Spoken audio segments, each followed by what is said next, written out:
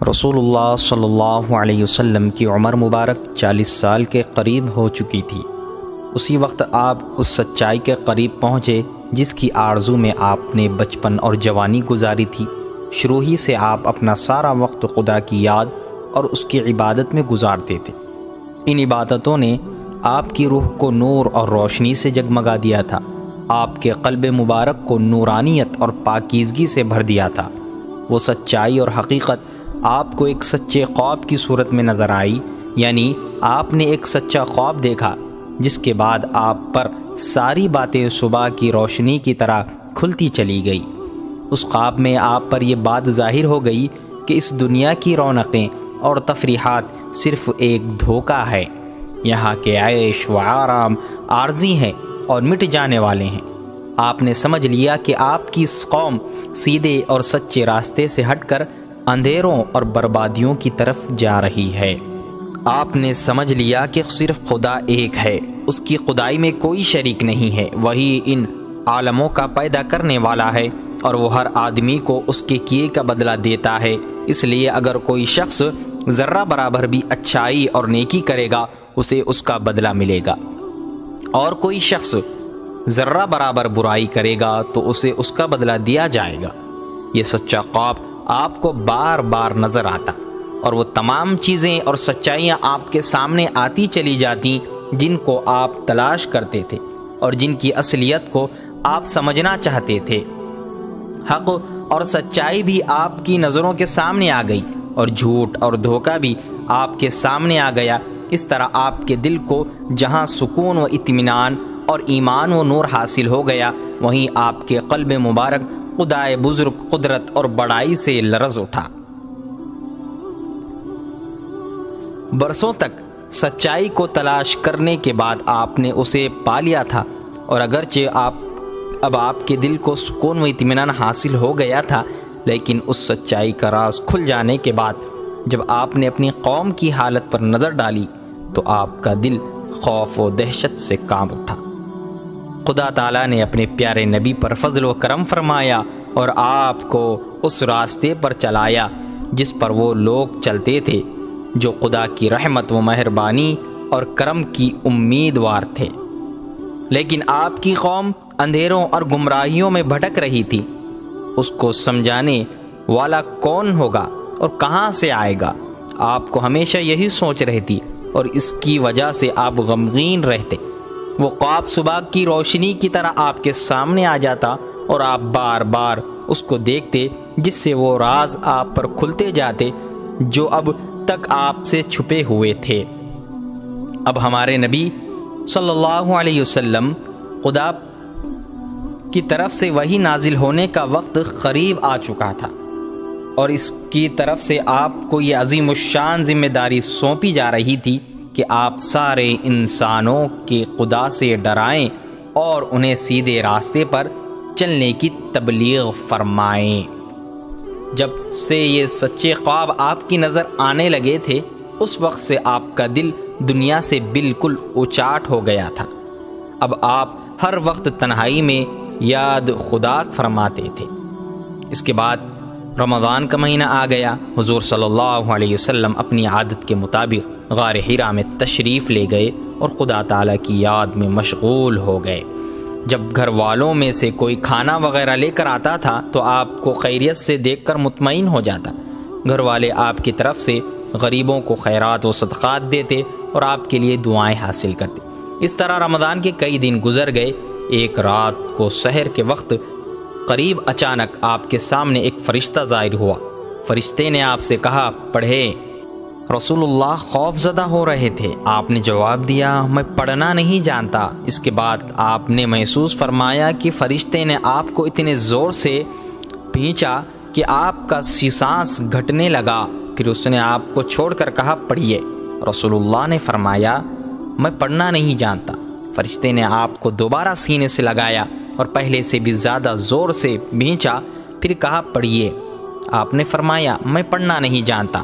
فرشتے نے تیسری مرتبہ آپ کو سینے سے لگایا، پھر کہا، پڑھیے، اقرأ بسم ربک الذی خلق خلق الانسان من علق اقرأ وربک الاکرم الذی علم بالقلم علم الانسان ما لم يعلم۔ ترجمہ: اے پیغمبر صلی اللہ علیہ وسلم، آپ پر جو قرآن نازل ہوا کرے گا اپنے رب کا نام لے کر پڑھا کیجیے، یعنی جب پڑھو تو بسم اللہ الرحمن الرحیم کہہ کر پڑھا کیجیے۔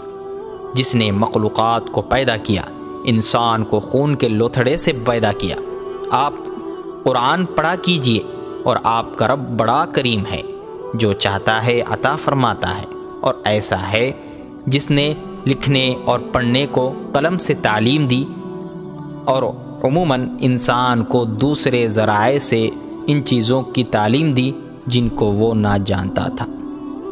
فرشتے نے جو آیتیں پڑھی، رسول اللہ صلی اللہ علیہ وسلم نے انہیں فوراً دہرایا۔ یہ الفاظ گویا آپ کے دل پر جم گئے تھے۔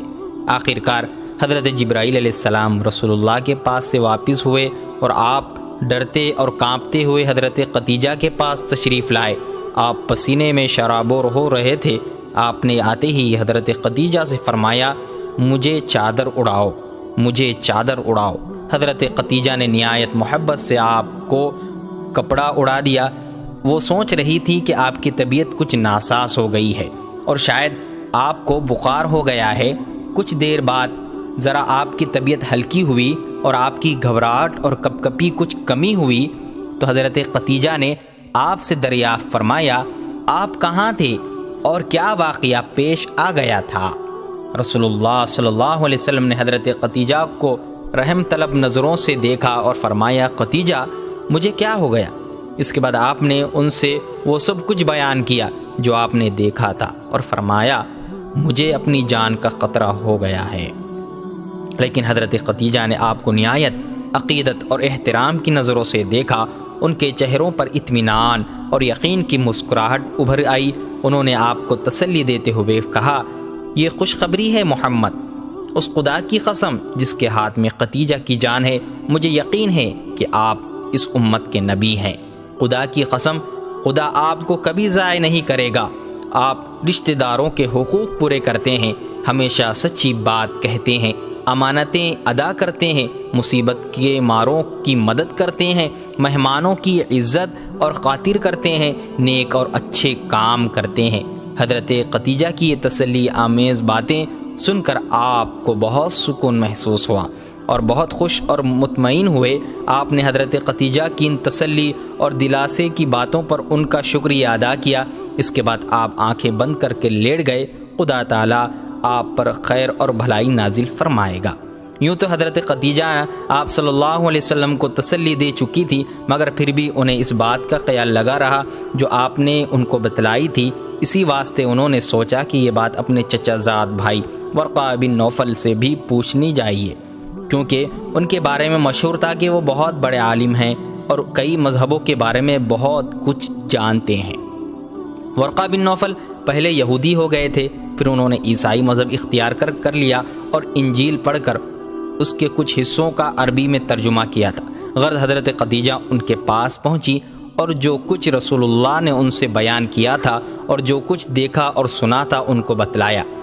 ورقہ بن نوفل نے جیسے ہی یہ سنا وہ ایک دم پکار اٹھے، قدوس قدوس، پاک پاک قسم ہے اس ذات کی جس کے ہاتھ میں میری جان ہے۔ خدیجہ، تم نے جو کچھ کہا اگر وہ صحیح ہے تو سمجھ لو کہ ان کے پاس وہی عظیم الشان فرشتہ آیا جو اس سے پہلے حضرت موسیٰ کے پاس آیا تھا۔ یقین کرو وہ اس امت کے نبی ہیں اور وہی نبی ہیں جن کے آنے کی خوشخبری حضرت عیسیٰ علیہ السلام نے دی تھی۔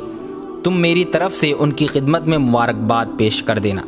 حضرت خدیجہ جناب ورقہ کے پاس سے آئی اور حضور پرنور سے عرض کیا، میں آپ کو خوشخبری سناتی ہوں۔ اور اس کے بعد انہوں نے وہ سب باتیں رسول اللہ صلی اللہ علیہ وسلم سے بیان کی جو ورقہ بن نوفل نے آپ کے بارے میں بتلا کر ان سے کہا تھا کہ یہ خوشخبری محمد کو سنا دینا۔